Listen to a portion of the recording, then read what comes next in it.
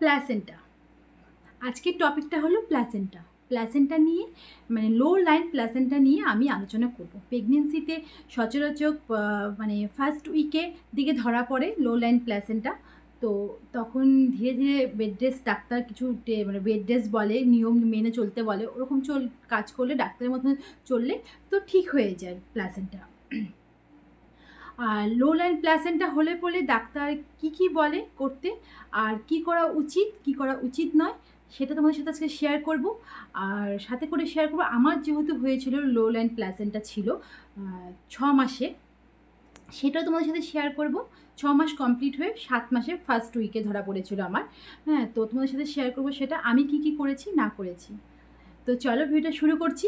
আশা করি অনেকের হেল্প হবে যে যাদের লো লাইন প্ল্যাসেন্টা আছে তাদের, কারণ আমার সাথে যে ঘটে গেছে ওই সব ঘটনাই তোমার সাথে আমি শেয়ার করব। তো যদি কোনো রকম প্রশ্ন থাকে কমেন্টে অবশ্যই আমাকে তোমরা জানাতে পারো। আর যদি কিছু আরও জানতে হয় প্রেগনেন্সি বিষয় নিয়ে তাহলে অবশ্যই কমেন্টে জানাতে পারো, আমি রিপ্লাই অবশ্যই করব। তো তোমরা ভিডিওগুলো খুব ভালো মানে ভালোবাসা দিচ্ছ, তো থ্যাংক ইউ সো মাচ।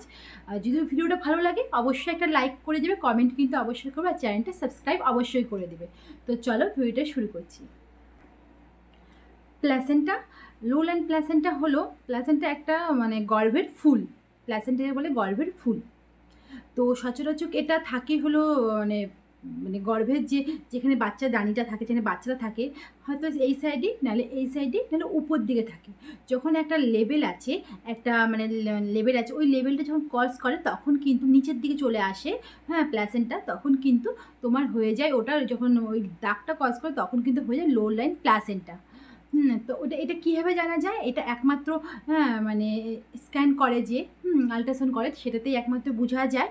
হ্যাঁ, বা কোনো সিমটম থাকলে ডাক্তার যদি মনে করে যে বাচ্চার গ্রোথটা বাড়ছে না, বা বাচ্চা কম নড়াচড়া করছে, হ্যাঁ তাহলে ডাক্তার টেস্ট দেয় অবশ্যই, তখন হয়তো যদি থাকে তাহলে ধরা পড়ে যায়। প্রথম এইটা হলো মানে প্রেগনেন্সি ফার্স্ট উইকে অনেকেরই থাকে। সবার থাকে সেটা বোঝেন, অনেকের থাকে। আবার এটা যখন ডাক্তার জানে যেভাবে চলতে বলে সেইভাবে যদি চলে তারপরে তাহলে এটা ঠিক হয়ে যায়। কিন্তু এটার কোনো কিন্তু ওষুধ নেই। হ্যাঁ, এইটা একমাত্রই ওষুধ হলো বেড রেস্ট। টেনশন নেওয়া যাবে না, একমাত্র ওষুধ বেড রেস্ট, টেনশন নেওয়া যাবে না। এটা কিন্তু খুব মানে এই প্লাসেন্টা, লো লাইন প্লাসেন্টা যাদের থাকে তাদের কিন্তু এটা ফলো করতে হবে, যে আমার লো লাইন প্লাসেন্টা আছে মানে ও মা কী হলো কী করবো এখন, এটা এই জিনিসটা যদি না হয় মানে একটু মাথা ঠান্ডা করে চলতে হবে। আর একদম টেনশন নেওয়া যাবে, একদম কোনো রকম চিন্তা করা যাবে না, একদম বেড রেস্ট। জাস্ট টয়লেট যাবে, আসবে, খাবে, তারপরে শুবে, ব্যাস। এখন প্লেসেন্টটা আমার যখন ছিল লো লাইন প্লেসেন্টটা আমার মানে 7 মাসের ফার্স্ট উইকে ধরা পড়েছিল। তো তখন আমাকে ডাক্তার কি বলেছিল তোমার সাথে সেটা একবার শেয়ার করি চলো। হ্যাঁ, তখন আমাকে ডাক্তার বলেছিল তোমার হ্যাঁ লো লাইন প্ল্যাসেন্টা ধরা পড়েছে। তো তুমি এখন আমি ডাক্তার এখন তাহলে কী করবো, আমি ভীষণ ভয় পেয়ে গেছিলাম। যেহেতু 7 মাস পড়ছে কেবল, আমার প্রথম বেবিও 7 মাসেই হয়েছিল, ফার্স্ট উইকে মানে সেকেন্ড উইকে হয়েছিল প্রথম বেবি, প্রি ম্যাচিওর হয়েছিল আমার ফার্স্ট মেয়ে। হ্যাঁ, তো আমি প্রচণ্ড পরিমাণে আমরা ভয় পেয়ে গেছিলাম। ডাক্তার আমাদের সাহস দিয়েছিল যে একদম কিচ্ছু হবে না, আমার রুলস, আমি যেগুলো বলছি যা বলছি সেইভাবে তোমাদের চলতে হবে। তো তখন ডাক্তার আমাদের বলল যে একদম বেড রেস্ট, মাথা থেকে সব চিন্তা বাদ দিয়ে দাও। হ্যাঁ, আর বেশিক্ষণ দাঁড়াবে না, কোথাও বেশিক্ষণ হাঁটাচলা করবে না।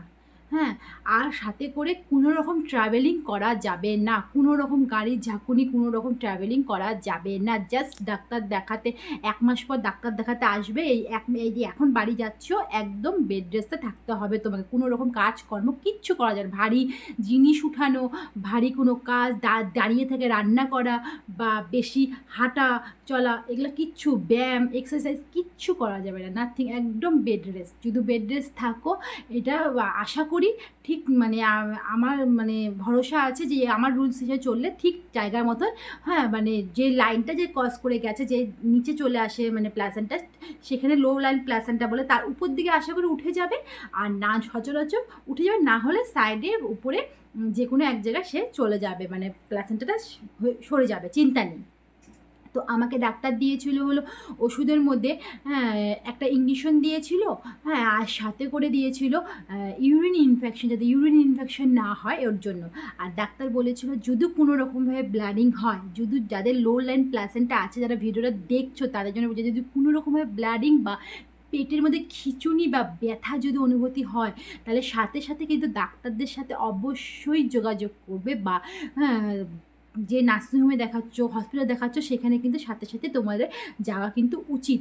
আর মনে রাখবে বেবিটা যাতে মুভমেন্ট করে, বেবি যেন মুভমেন্ট করে কোনো, হ্যাঁ, সেদিকে কিন্তু ধ্যান রাখতে হবে।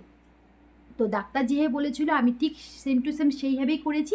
আমি বাড়িতে বেড রেস্ট নিয়েছি, আমি সচরাচর বেশি হাঁটাচলাও করিনি, আমি একদমই দাঁড়াইনি, আমি কোনো কাজকে আমি নাথিং কিচ্ছু করিনি, 1 মাস আমি কিচ্ছু করিনি কাজ।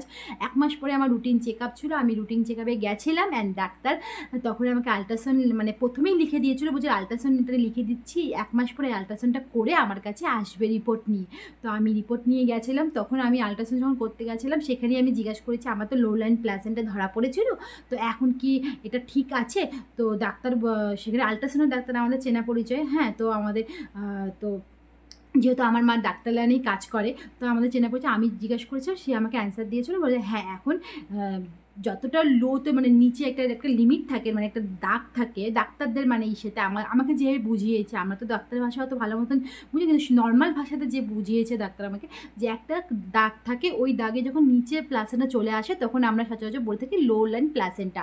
তো ওটার থেকে উপরে উঠে গেছে, এখন চিন্তা নেই, কিন্তু তুমি একটু বেড রেস্টে থেকো, যেহেতু তোমার ফার্স্ট বেবি মানে প্রিম্যাচুয়ার হয়েছে, 7 মাসে হয়ে গেছিলো, এই জন্য তুমি এখন একটু বেড রেস্টেই থাকো। আর কোনো রকম যদি ব্লিডিং হয় বা কিছু, তাহলে কিন্তু ডাক্তারের সাথে অবশ্যই যোগাযোগ করো। তো এখন তোমার চিন্তা ওটা প্লাসেন্টা নিয়ে কোনো চিন্তা নেই। তো তোমাদেরও বলছি, যদি তোমাদের কারোর প্লাসেন্টা লো লাইন প্লাসেন্টা থাকে, তোমাদের একমাত্র উপায় হলো বেড রেস্ট, একমাত্র উপায় বেড রেস্ট, কোনো রকম কাজ করো না, কিচ্ছু না, শুধু বেড রেস্ট, মানে সারাদিন শুয়ে থাকা, নট বসে থাকা, শুয়ে থাকা, একটু কোমর টোমর ব্যথা হলে হালকা একটু হাঁটাহাঁটি করা, ব্যাস এতটুকুই ইনাফ। মানে বেশি কিছু করবে না, যে একটুখানি মানে জলের বোতলটা ভরে নিয়ে আসি, বা একটু বাসনটাই মেজে দিই, কী আছে, করবে না আমি বলছি, কারণ হলো এটা একটা রিস্ক হয়ে যাবে। আর যেহেতু ফার্স্ট বেবি আমার লো লাইন প্লাসেন্টা ছিল, হ্যাঁ, আমার ফার্স্ট বেবি লো লাইন প্লাসেন্টা ছিল, 3 মাসে ধরা পড়েছিল। তো আমার কিন্তু তখন মানে এটা হলো আমরা জানতে পারিনি 3 মাসে যে মানে ছিল।